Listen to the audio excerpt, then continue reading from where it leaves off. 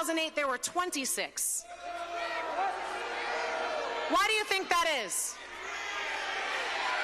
Because Bernie Sanders doesn't have a brand name. He doesn't have a household name.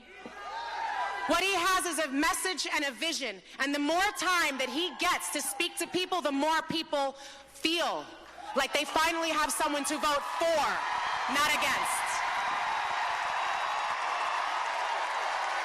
So we have to keep spreading his message among ourselves, a positive message, because there's so much to look forward to. I am so encouraged by this. The youth is always on the right side of history, and here you are. Young and old, across generations, across culture, across language, you're all coming together. That's not the painting that they're showing us, but that is the reality.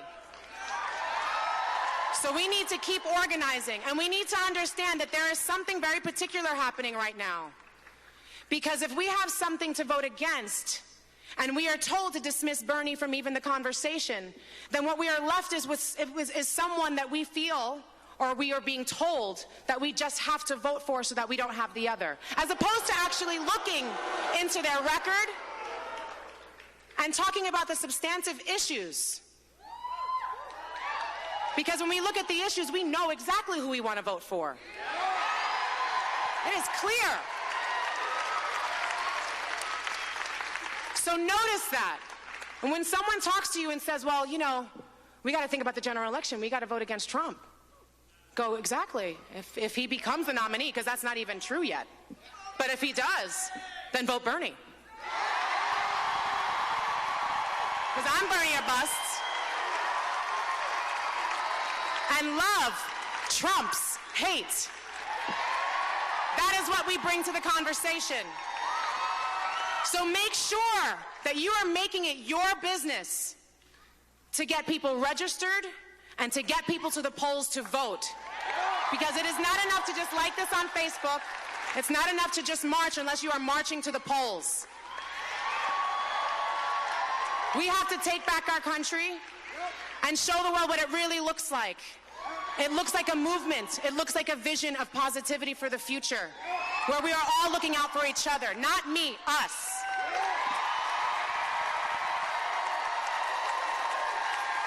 The media and the establishment are afraid of Trump because he has a groundswell, despite the media bias, of people who are behind him because he is not establishment.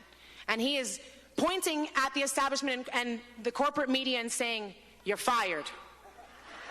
Drawing a line in the sand and saying, you're fired.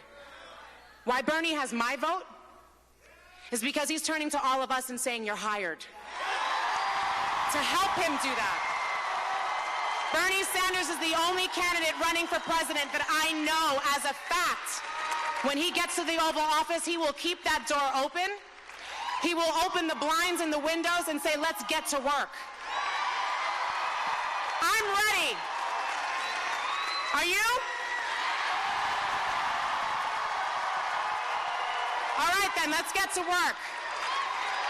And one more thing. Understand that there's a culture behind this. People are afraid. Corporate media is afraid of losing their jobs. The establishment's afraid of losing their jobs. They are being told, believe me, the unspoken, but anyone who's a part of that culture understands, there's an unspoken little hashtag that's going around saying loyalty will be rewarded.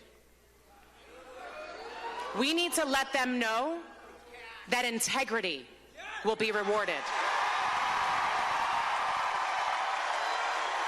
Speaking of integrity, please welcome to the stage our future president, Senator Bernie Sanders.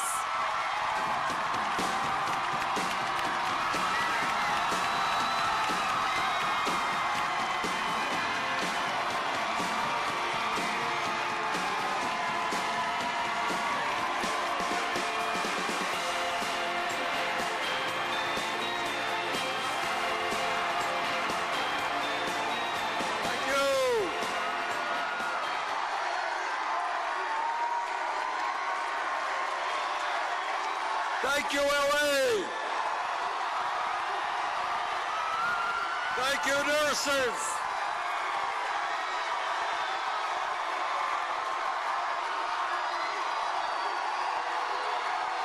Thank you.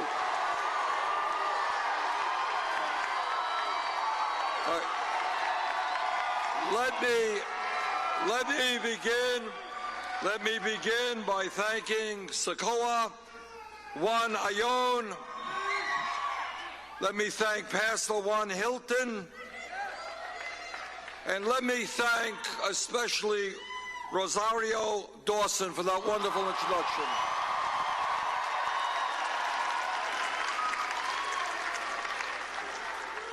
Rosario is not just a wonderful actress.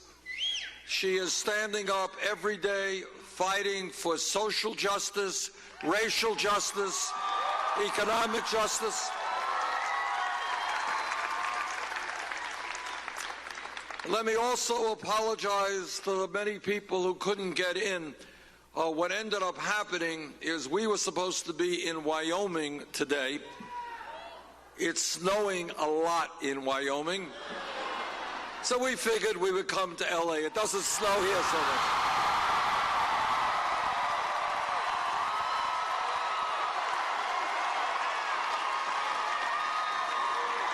And the problem that we had is we sent out an email and many, many thousands of people responded. This place only holds, I think, 2,300, and we have people outside. But this I promise, we will be back. There will be a larger venue.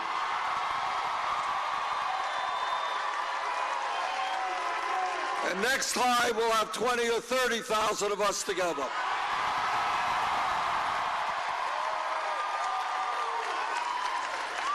Let me get right to the point and pick up where Rosario left off. There's some mythology going around out there that we cannot win this election. That is mythology. I'll tell that to the people in Idaho and Utah last night.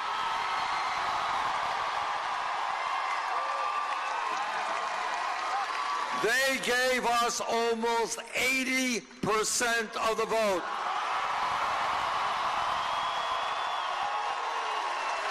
And tell that to the people in 9 other states where we won in almost every instance overwhelming victories.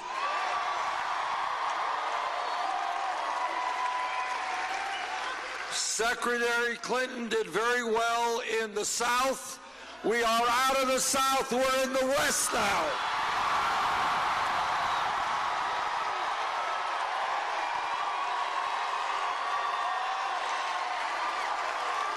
And we can argue as to whether Vermont is more progressive than California, but I feel very comfortable here tonight.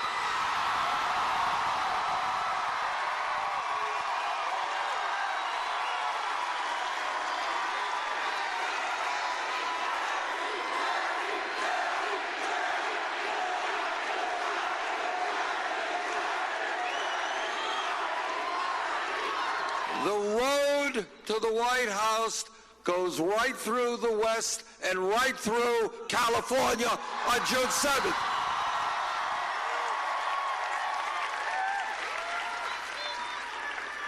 Now, I want to say something else. Rosario was talking about the media, and she made some very important points, and I'm going to pick up on that in a moment. But this is what I want you to know. If anyone tells you, well, you know, Bernie is a nice guy, combs his hair really nicely, A1 dresser, all right?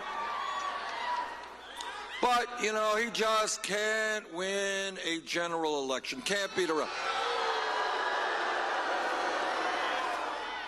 So let me just relate to you a recent CNN poll. Here's the poll. Here's the poll, all right? Hillary Clinton versus Donald Trump. Hillary Clinton did very well. She got 53% to 41 for Trump. She won by 12 votes. That's very good. Bernie Sanders won by 20 points.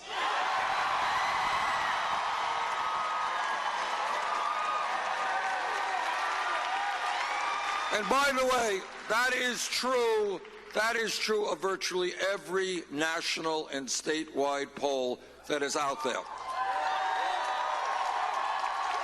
We beat Trump, and we beat him badly.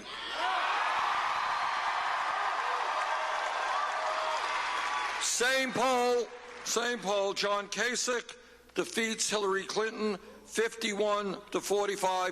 He beats her by 6 points. We beat Kasich by 6 points. Listen to this. Same poll. Ted Cruz, 48%. Ted Cruz, 48. Hillary Clinton, 48. Bernie Sanders, 55. Cruz, 42.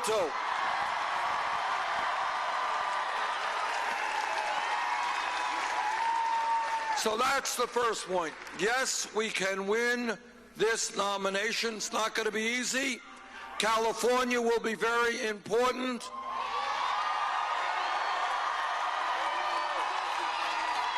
On June 7th, we're going to need a massive voter turnout. People can vote early, do that. But what I want to do also is just take a moment to tell you some of the differences between Secretary Clinton and myself, because they're really substantive differences. Number one, I think all of you are aware that to a very horrific level, big money dominates what goes on in this country politically and economically.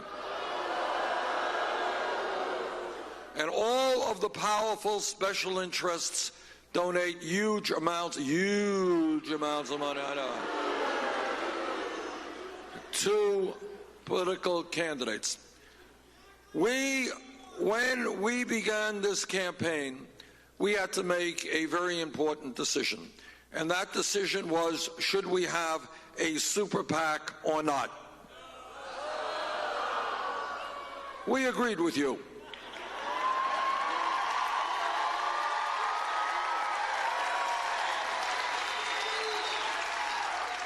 And here's why. I don't represent the billionaire class. I don't represent Wall Street or corporate America or all the big money interests. So we decided it would be hypocritical to ask them for money or to take their money. What we chose to do is something very, very different, and in this day and age, pretty radical. What we did is we went out to the middle class of this country and working families, and we said, if you want to be part of a campaign that is going to take on big money and transform this country, we need your help. And you know what happened? And this, to me, honest to God, is mind-blowing. Never would have believed it could have happened. In the last 10 months, we have received well over 5 million individual campaign contributions.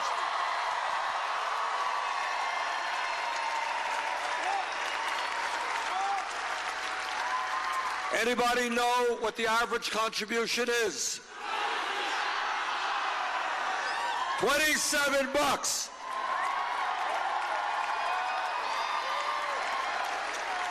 And that is revolutionary unto itself, because what we are showing is you can run a winning national campaign without begging the ruling class for money.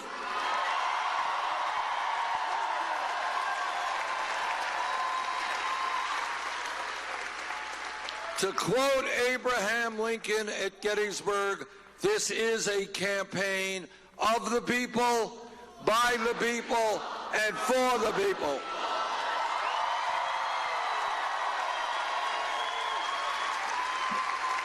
Now that's how we have raised our campaign contributions. Hillary Clinton has chosen to do it a slightly different way. Just a slightly different way. She has several super PACs. One of them recently reported raising $25 million from special interest, including $15 million from Wall Street. Now, in addition to that, as many of you know, Secretary Clinton has given speeches on Wall Street behind closed doors for $225,000 a speech. Now, this is what I think. I think if somebody is given $225,000 for an hour speech, it must be a brilliant speech. It must be a mind-shattering speech. It must be a planetary transformative speech. It must be written in Shakespearean prose. And I think the Secretary should share that speech with all of us.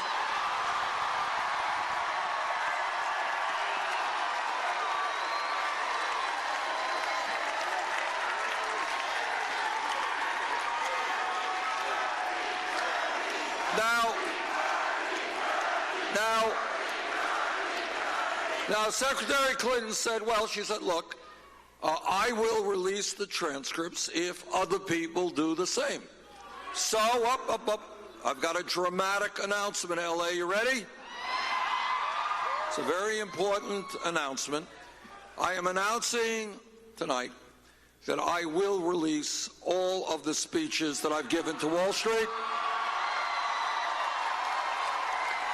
And here they are. No speeches.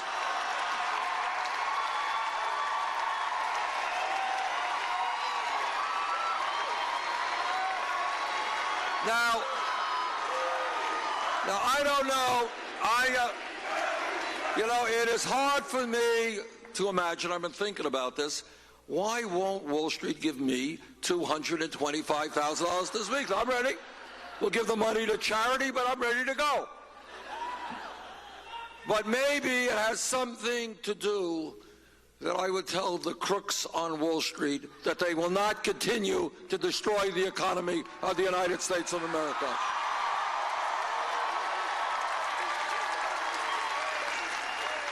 Maybe it has something to do with the fact that I would tell them that when you have a handful of financial institutions today with unbelievable political and economic power, we are going to break them up.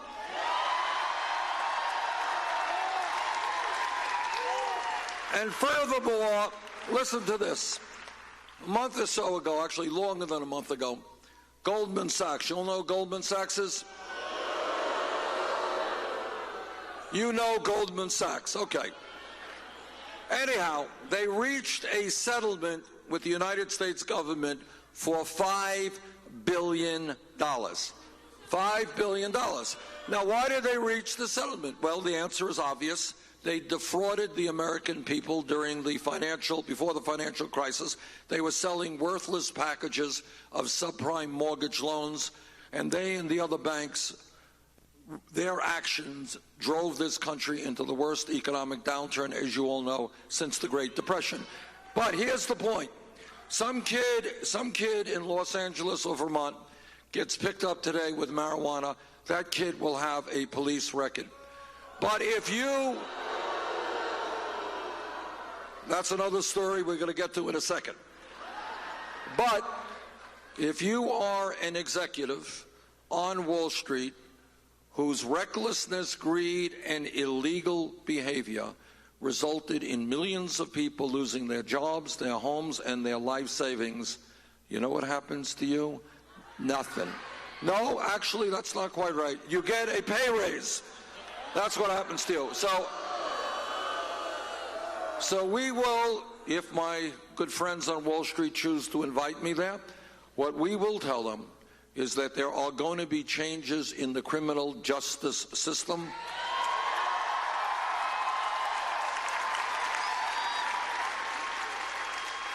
And it's not only low-income people and working people who go to jail, but CEOs and executives on Wall Street who break the law.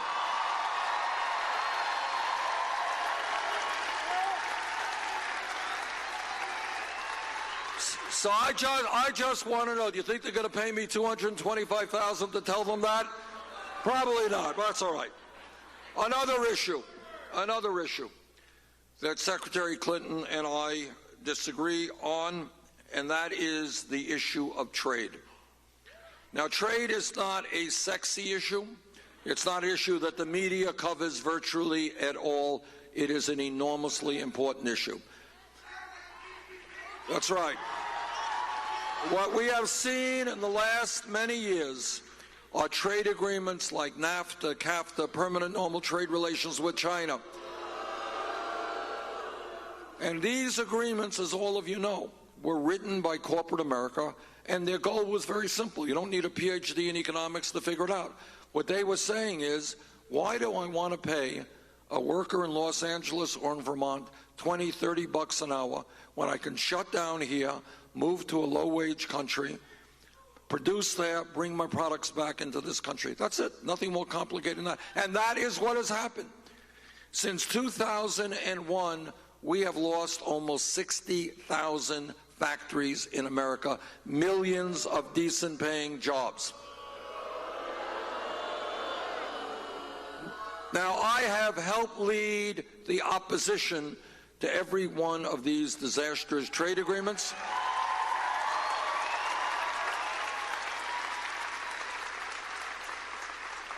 And I will help lead the opposition to this TPP.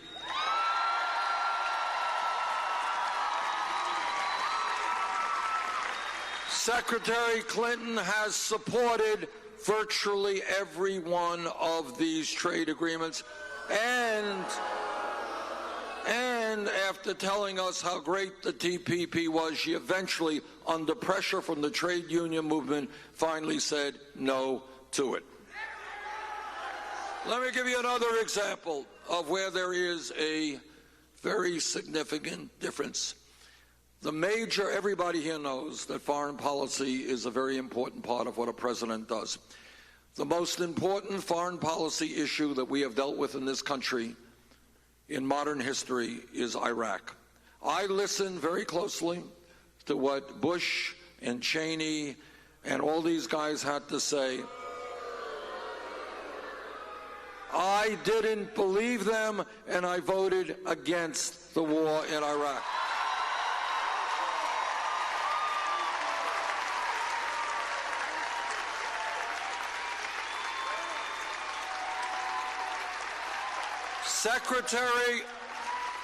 Secretary Clinton, who was then in the United States Senate, heard the same information that I did.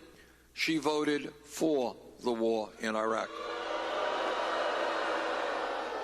Now, foreign policy is not easy stuff. It is not easy stuff, and nobody, it's complicated, and everybody makes a mistake on this stuff. But one of the lessons that we should learn from history is that you just don't go around overthrowing governments without thinking through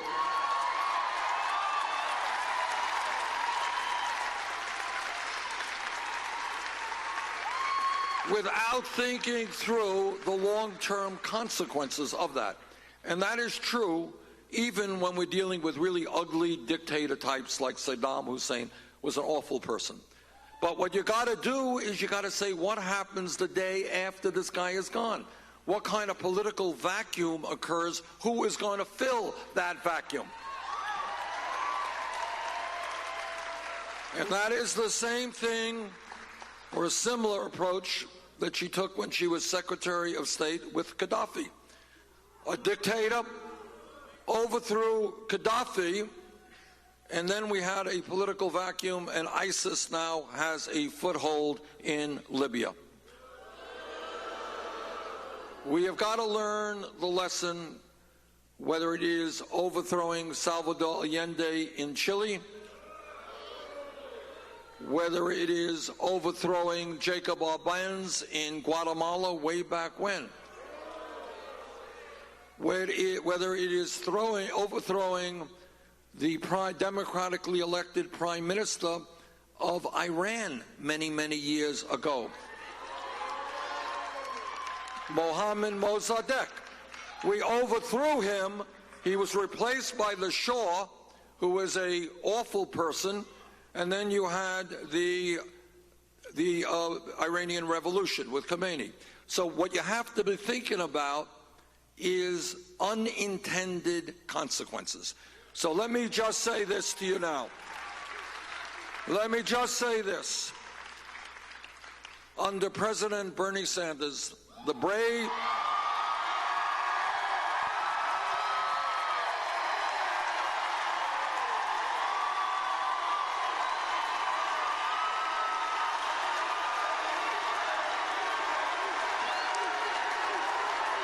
Under a Sanders administration, the brave men and women in our armed forces will not be involved in perpetual warfare in the Middle East.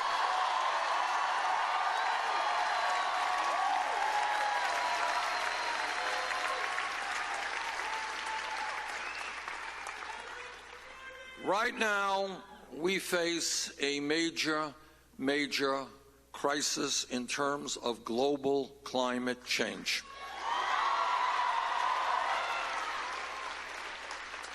And I'm proud to tell you that as a member of the Senate Environmental Committee, I have introduced the most comprehensive legislation ever introduced to combat climate change, which includes a tax on carbon.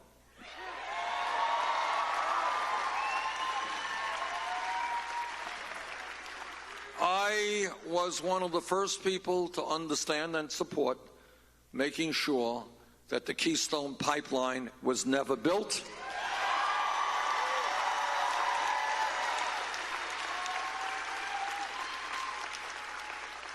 Now, Secretary Clinton was very much for the Keystone Pipeline before she was against it. She ended up opposing it, again, under tremendous pressure from the environmental community, but she supported it. Earlier. Now, there is another issue out there. Everybody here knows and should know that we are facing a major water crisis in this country and in this world. I was in Flint, Michigan, and what I saw there was literally beyond my comprehension, and I say that with all honesty. I was really shaken after hearing from parents whose children were being poisoned by lead in the water in Flint. All right, now the issue of fracking arises. In my view, we have got to move toward the elimination of fracking.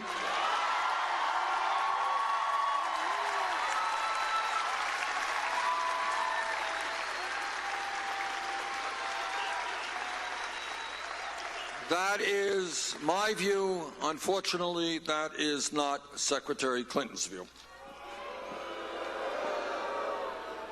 Now, the reason that our campaign is doing as well as it is we're doing something pretty radical. We're telling the American people the truth.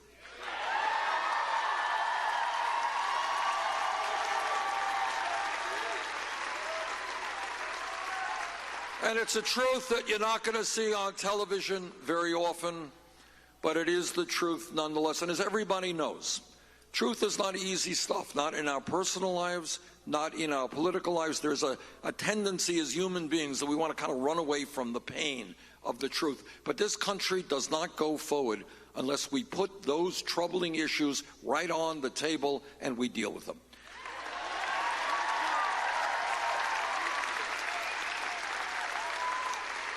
Truth number one.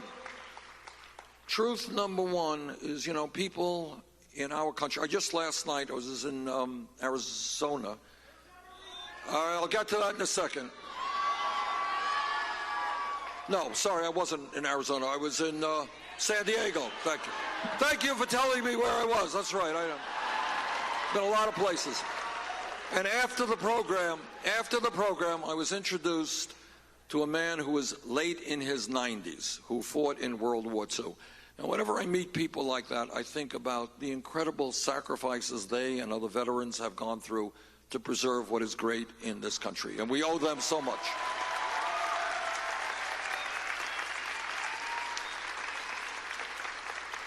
Those men and women fought to maintain our country's way of life, and the essence of our way of life is democracy. One person, one vote.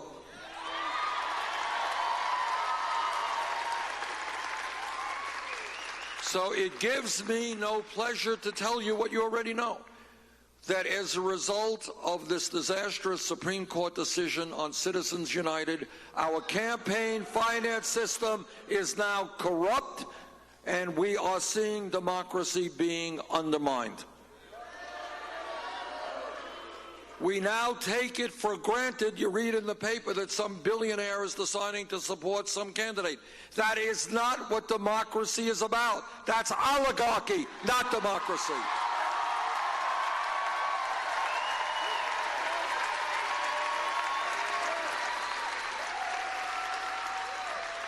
A Sanders administration will move aggressively to overturn Citizens United.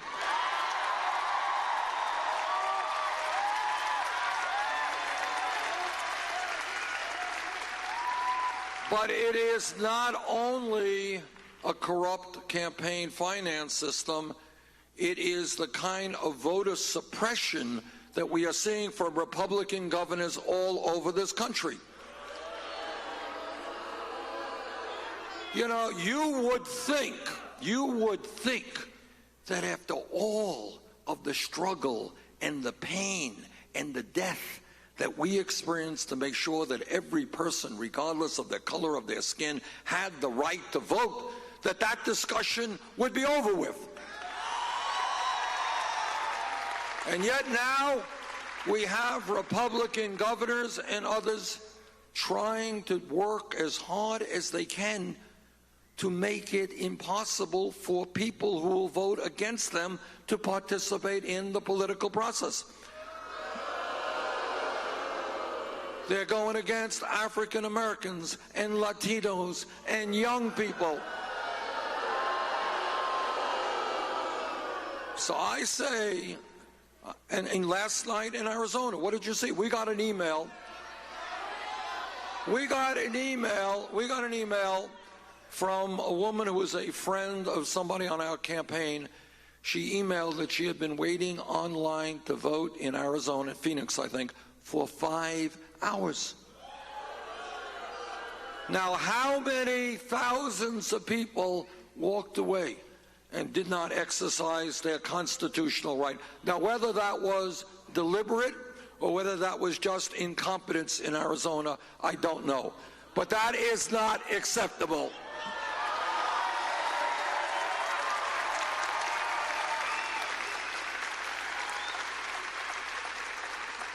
And I say to all of those cowardly Republican governors who are working hard, who are working overtime to deny people the right to vote, if you are afraid of a free and fair election, get out of politics, get another job.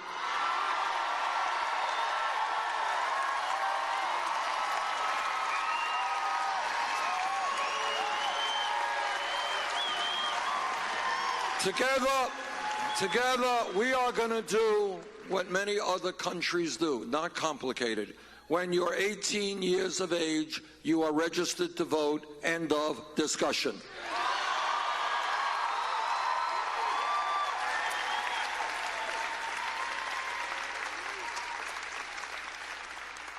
This campaign is creating all kinds of energy and excitement, because we are also talking about the rigged economy. Now, what do I mean by a rigged economy? Again, this is not stuff that you see on TV. But what a rigged economy means is that right now in the United States, we have more income and wealth inequality than almost any major country on earth. Today in America, listen to this, top 1/10%, not 1%, 1/10 of 1%, now owns almost as much wealth as the bottom 90%. That's a rigged economy. Today, wealthiest 20 people own more wealth than the bottom half of America, 150 million Americans. That's a rigged economy. And let me tell you something else. Today in America, you got one family, the Walton family of Walmart. This is the wealthiest family in America. They own more wealth than the bottom 40%. But here's what's interesting. Here's what's interesting. The Waltons pay their employees at Walmart wages that are so low that many of these workers are forced to go on Medicaid and food stamps and subsidized housing. And here is what the rigged economy is about. You, through higher taxes, are subsidizing Walmart and the wealthiest family in America. That is pretty stupid. Middle class does not have to subsidize a multi-billion-dollar family. And I say, you know, we hear a lot in this country about welfare abuse. Well, the biggest welfare abuser in this country is the wealthiest family, Walton family.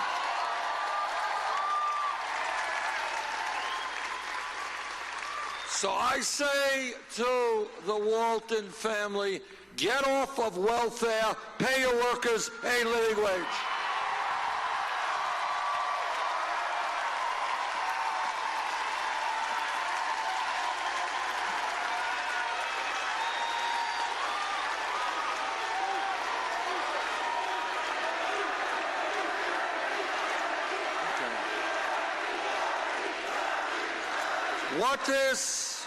What this campaign is about is asking the American people to think outside of the box, not to accept the status quo of today as the status quo we have to live with.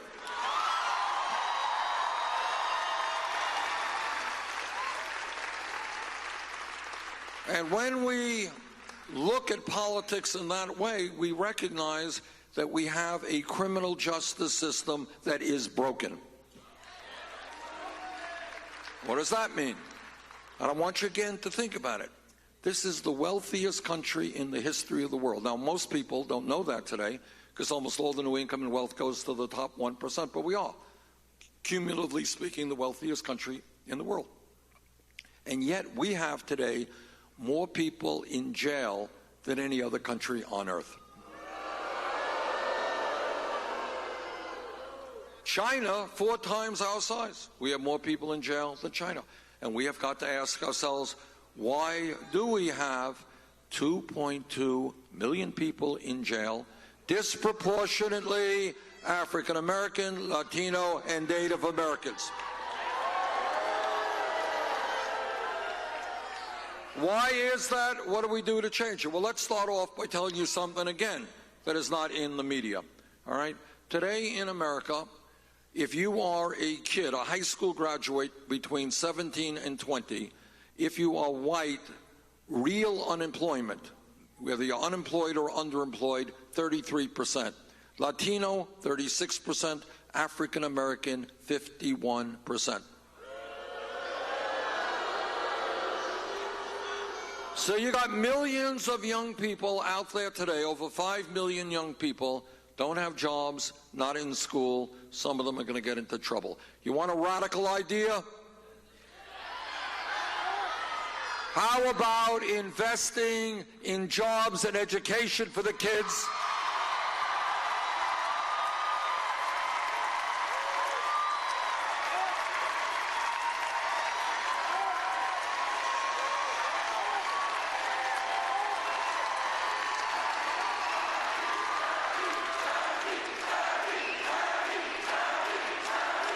Jobs and education, not jails and incarceration.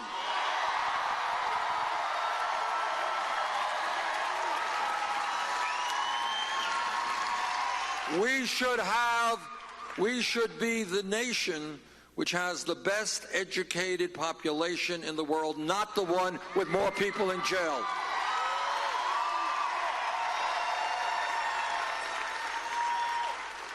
Now, All of us are tired of seeing on TV grainy videos of unarmed people being shot by police officers.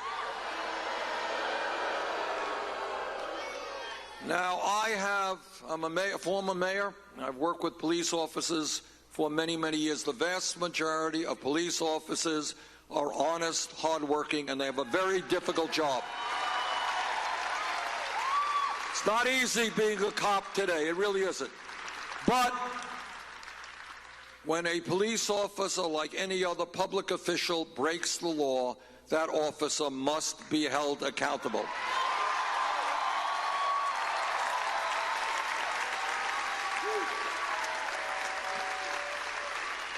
We have got to demilitarize local police departments.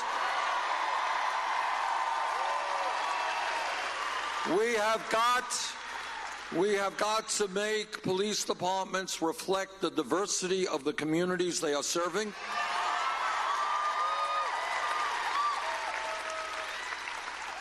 We have got to rethink the so-called war on drugs.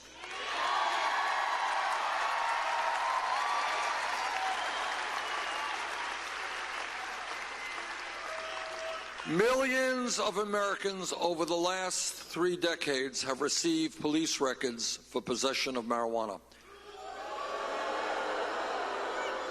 And that is serious business. You try to go out and get a job, you got a police record, it is harder, you don't get a job, you don't get any income, bad things happen.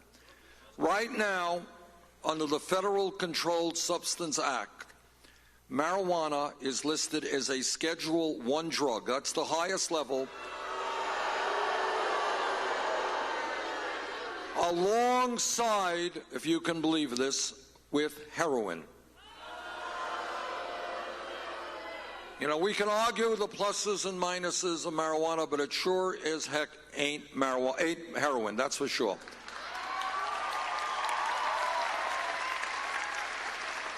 And that is why I have introduced legislation which will take marijuana out of the Federal Controlled Substance Act.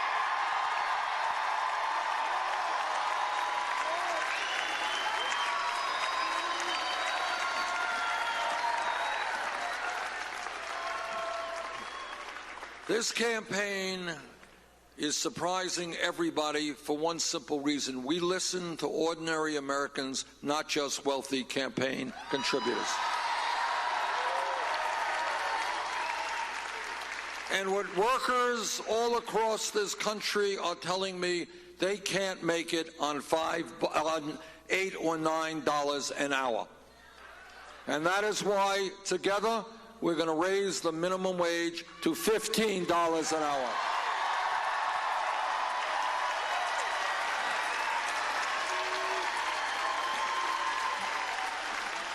Now, my understanding is that here in California, you're going to have a referendum on the ballot to do just that. Let's hope it passes.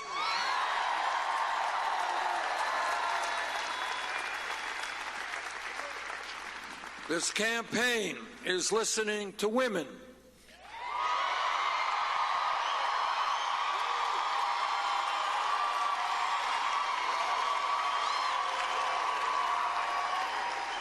And what women are saying is they are tired of working for 79 cents on the dollar compared to men.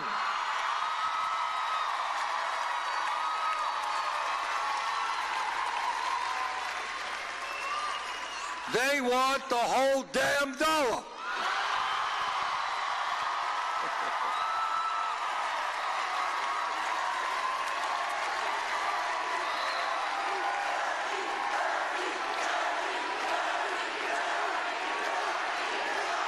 And I know that every man in this room will stand with the women in the fight for pay equity.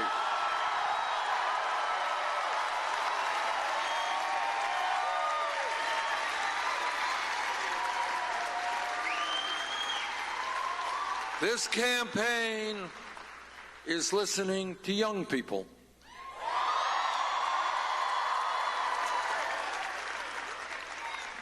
I have to tell you, extremely proud that in state after state, we are winning by large margins. Young people, by young people, I don't mean just, 20-year-olds. I'm talking about people 45, 50 and younger.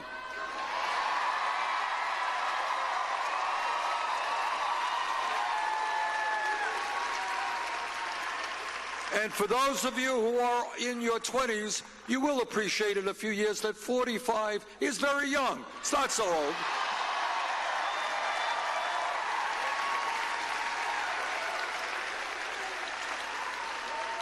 But here is what young people all over this country are telling me. And again, this is why we have to think outside of the status quo and just look at things. Here's what they're telling me. They're saying, Bernie, everybody told us, our parents told us, the TV told us, everybody told us how important it was for us to get an education, how important it was for our own lives and for this country, because we need a well-educated workforce. And we did it. We went out, we got a great education, but now we're stuck with $30,000 or $50,000 in student debt.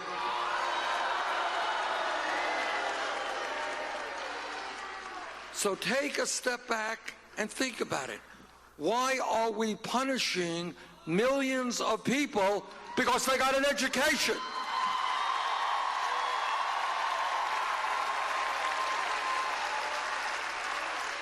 It's just not like they did something wrong, they did something right.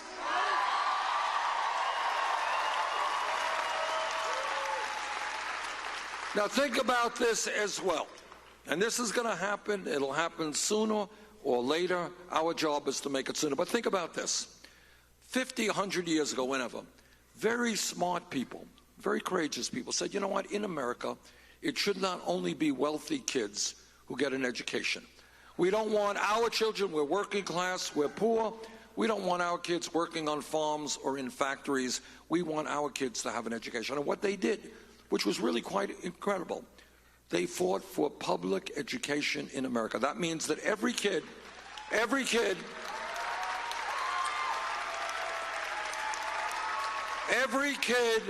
from the first grade through the 12th grade, regardless of income, could get an education. That was a pretty radical idea back then. But what has happened, as all of you know, the world has changed, the economy has changed. People need more education now to get the good jobs that are out there. Today, in fact, in many respects, a college degree is the equivalent of what a high school degree was 50 years ago. 50 years ago, you had a high school degree, you were pretty well educated, you could go out and get a good job. And that takes us to how we define public education today. And I believe that when we talk about public education today, what we have to be talking about is making public colleges and universities tuition free.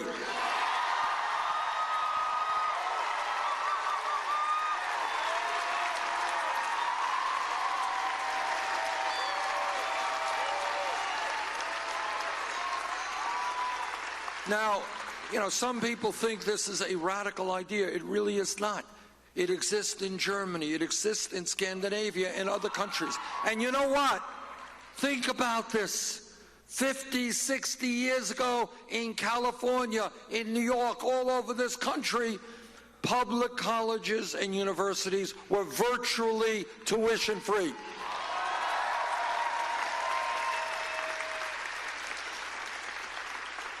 Now, if 50 or 60 years ago in California or Vermont, we could have public colleges and universities tuition free, we damn well can do it today.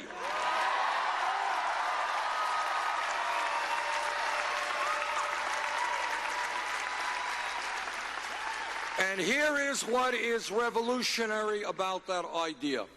What it will say is to every child in America in the 4th grade, in the 8th grade, it says to that kid, you do your schoolwork well. You take your schoolwork seriously. You will be able to get a higher education regardless of the income of your family.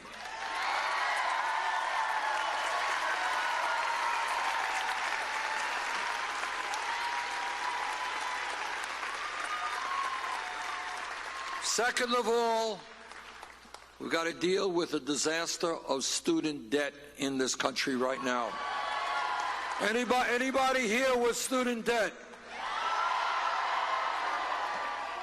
I talked to a guy in Iowa a couple of months ago. This guy has his late 20s, married, 2 kids. He is paying over 50% of his income back in student loans. All right, and on and on and on. I can tell you a dozen stories that are unbelievable. What's the point? The point is people should not be punished for decades paying off very high levels of student debt. What we will do is give people the opportunity to refinance that debt at the lowest interest rates they can find.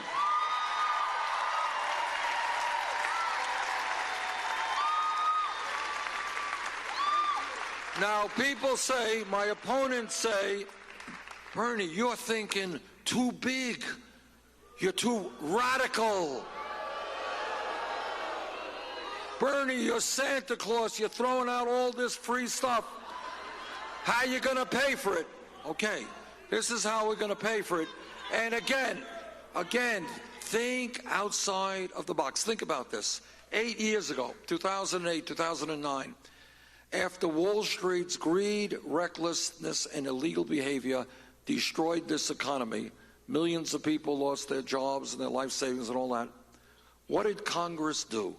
They bailed out Wall Street, okay? That was not considered, no, that was the way it is. That's what the big money interest wanted. That's okay. That's what we do. But somehow, if I talk about saying that we're going to have a tax on Wall Street speculation, which will bring in more than enough money to make public colleges and universities tuition-free and lower student debt, suddenly that is considered radical. I don't think so.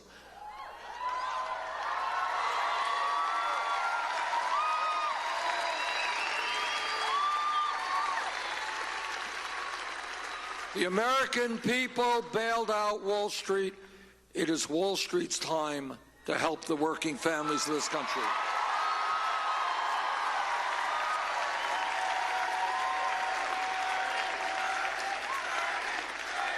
This campaign is listening to our brothers and sisters in the Latino community.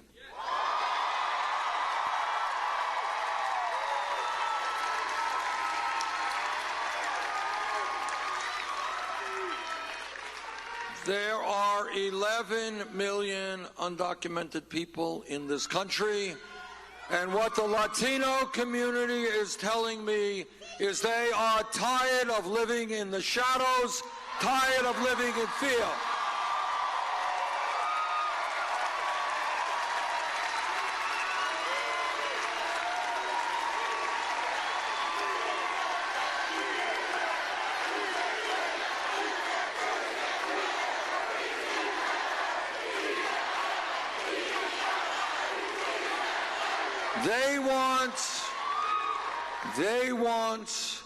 I want comprehensive immigration reform and a path towards citizenship.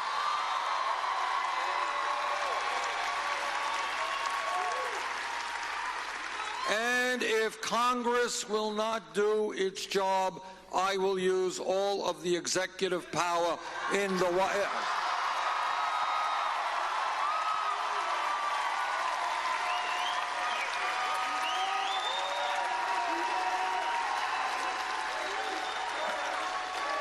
The job of real immigration reform, and I speak as somebody who is the son of an immigrant, so I know a little bit about this, but the job of real immigration reform is to unite families, not divide families.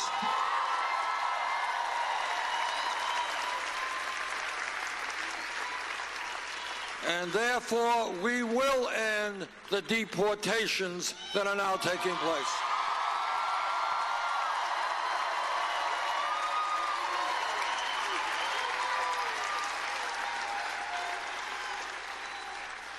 This campaign is listening to our brothers and sisters in the African American community.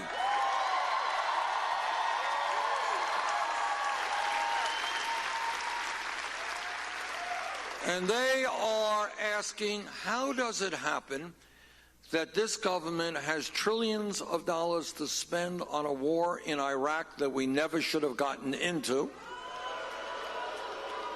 but somehow we do not have the resources to rebuild devastated minority communities all over this country?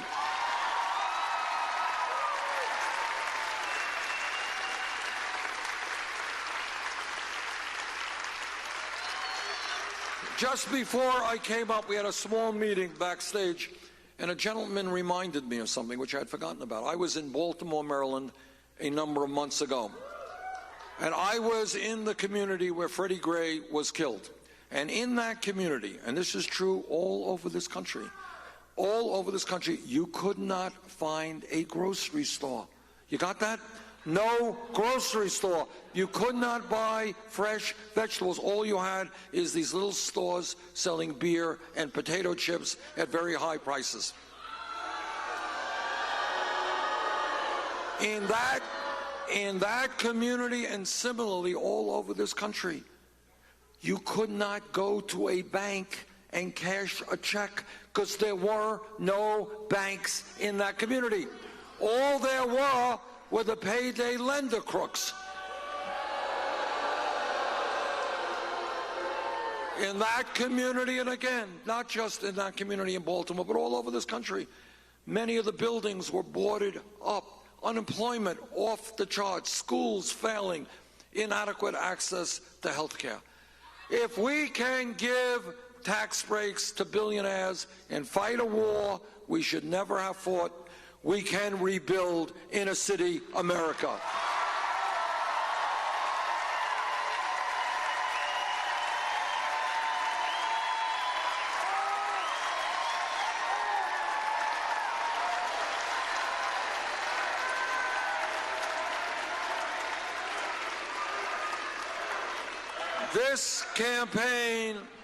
This campaign is listening to our brothers and sisters in the Native American community.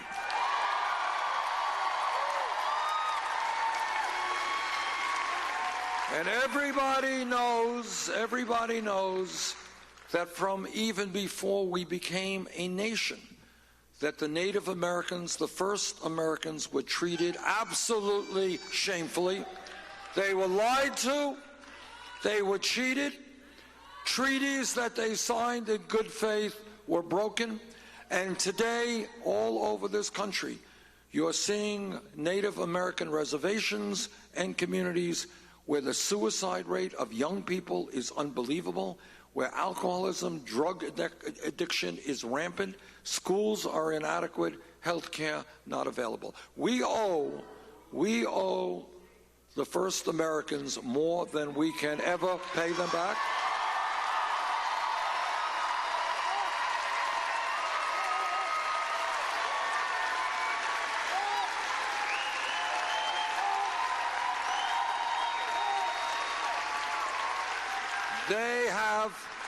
They have had a huge impact on the quality, the best aspects of our culture, and they, more than any people, have taught us that we have got to live with nature, not against nature.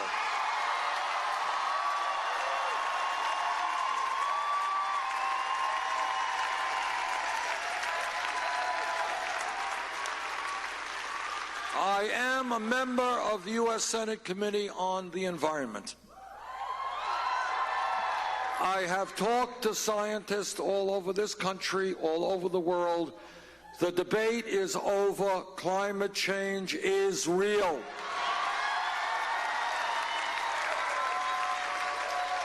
And it is caused by human activity, and it is already causing devastating problems in our country. You are experiencing it here in California and all over the world. Now, what the scientists also tell us, and this is scary stuff, is if we do not get our act together now, if we do not act aggressively now in transforming our energy system away from fossil fuel, the troubles we have today will only get much, much worse in the coming years. More drought, more floods, more extreme weather disturbances, more acidification of the ocean, more rising sea levels, more international conflict as people fight over limited natural resources. That is where we are. As President of the United States, I will help lead the planetary effort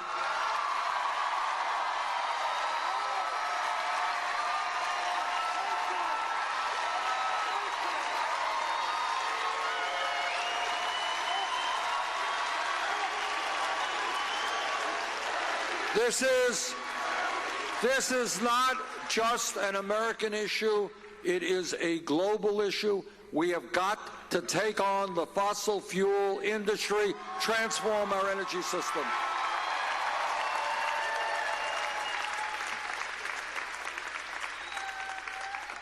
This campaign is raising an issue that we don't talk about enough, and that is there is only one major country on earth, just one, that does not guarantee health care to all people as a right.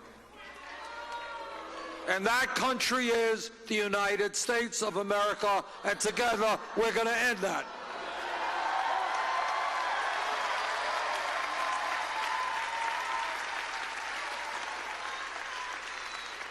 Now, I have been attacked. And by the way, I see all of our great nurses here, and I want to thank them.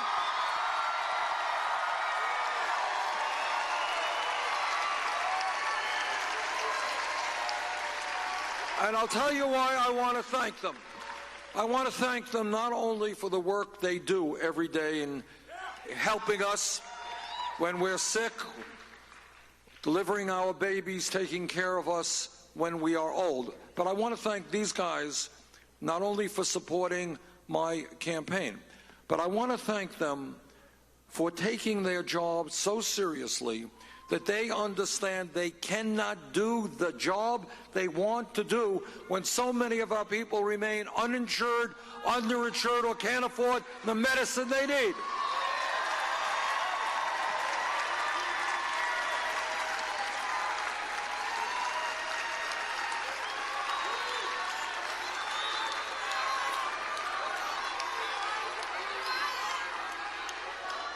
And that is why I agree with the nurses that we need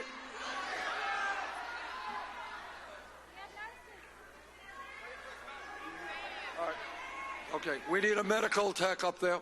Oh, we got okay. Okay.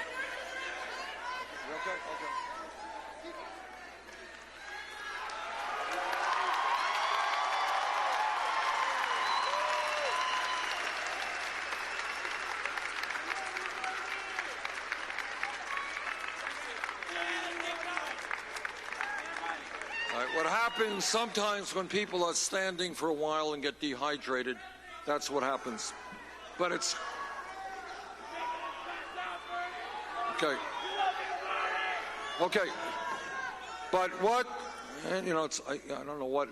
somewhat coincidental here. But I have been criticized for saying this, so therefore I will say it again. And I know I speak for my brothers and sisters in the nursing community. We believe that health care is a right of all people, not a privilege.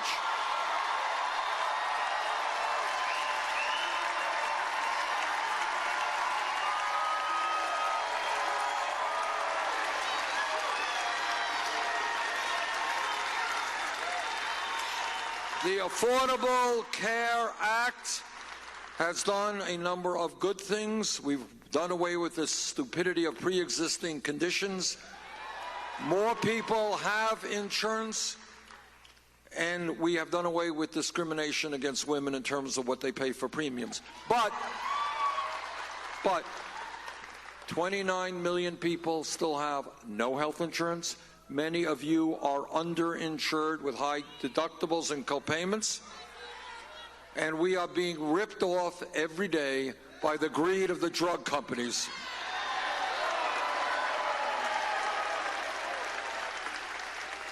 And that is why, together, we are going to pass a Medicare for all single-payer program.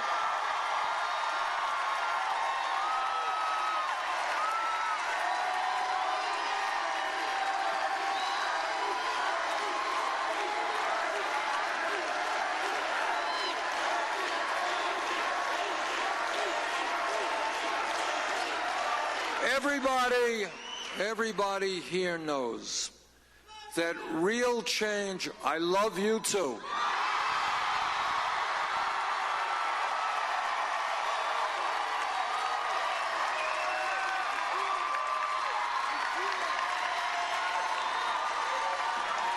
All of you give me the strength to keep going every day, and I thank you for that.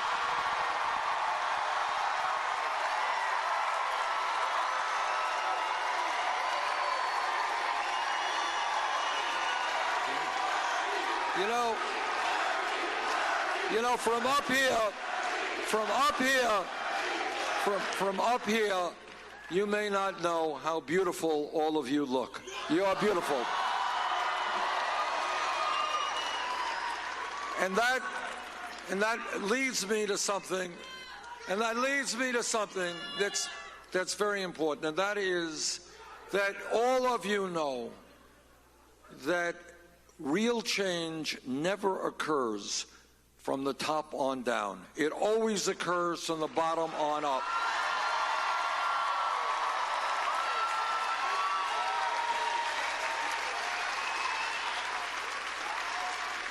The trade unionists in this room know the history of the trade union movement, of workers coming together to fight for dignity on the job. Nobody gave them the permission to form a union. They fought for it.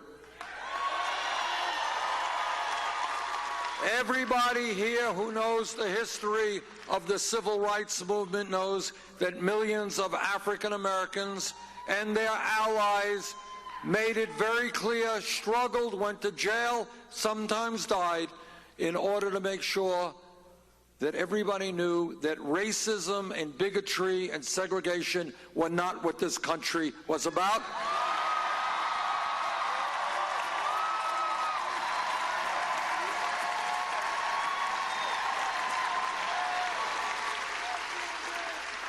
Think about this. Think about this. 100 years ago, no time at all, from an historical perspective, women in America did not have the right to vote, could not get the education they wanted, could not do the jobs they wanted 100 years ago.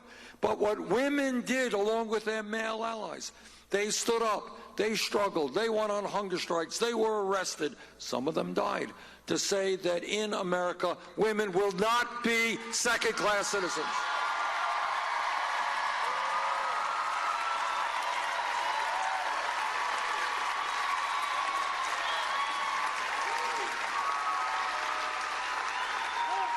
If we were here a mere 6 or 7 years ago, no time at all, and somebody jumps up and says, you know, Bernie, the $7.25 an hour minimum wage is a starvation wage. I think we should raise it to, say, $15 an hour. Now, what would happen, the person next to it would say, $15 an hour? You're nuts. That's double the minimum wage. Nobody will go for that. You're too radical. You're crazy. Well, you know what happened? Workers in the fast food industry, McDonald's and Burger King and Wendy's, they went out on strike.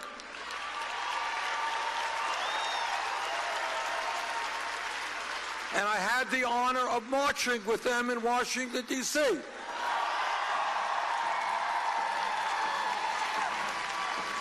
And then the word got out.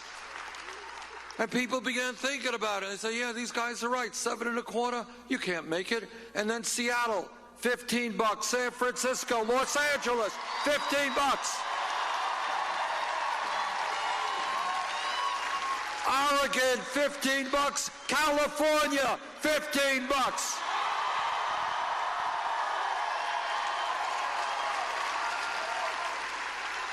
But the point is, what is the point to all of these reflections? It is It is that when people stand up and fight back, they change the reality.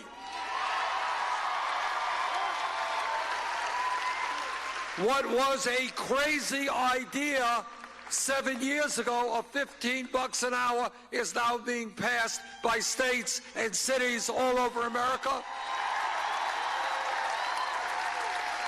And together, we are going to pass it nationally.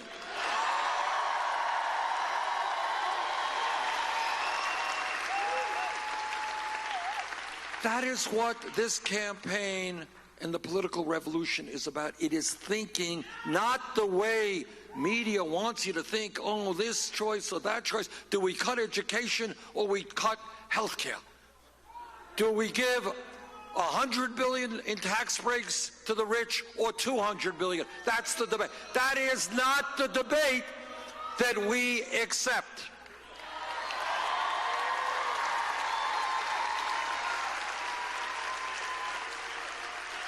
Real change takes place when people look around them and they suddenly say, the status quo is wrong. It is wrong to see workers and children exploited, wrong to see minorities exploited, wrong to see women exploited, wrong to see gays exploited.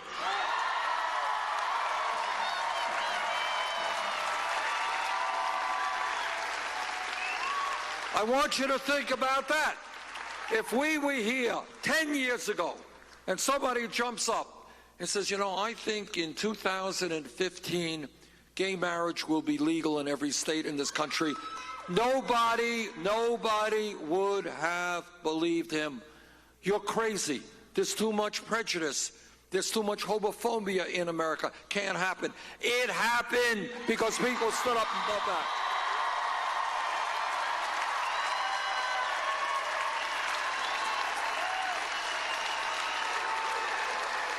And that is where we are at this moment in American history. Millions of people from coast to coast, they're looking around and they're saying, why is it that we have grotesque levels of income and wealth inequality? Why do people have to work 2 or 3 jobs to take care of their families? Why are we the only major country on earth that doesn't guarantee health care or paid family and medical leave to all of our people?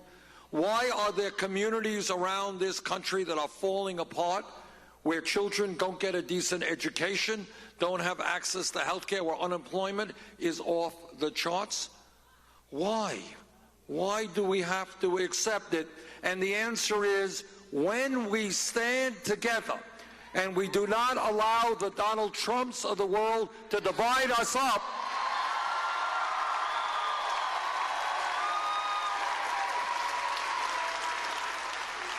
when we stand as black and white and Latino and African American and Native American and Asian American, when we stand as gay and straight and men and women, as people born in this country, people who came to this country,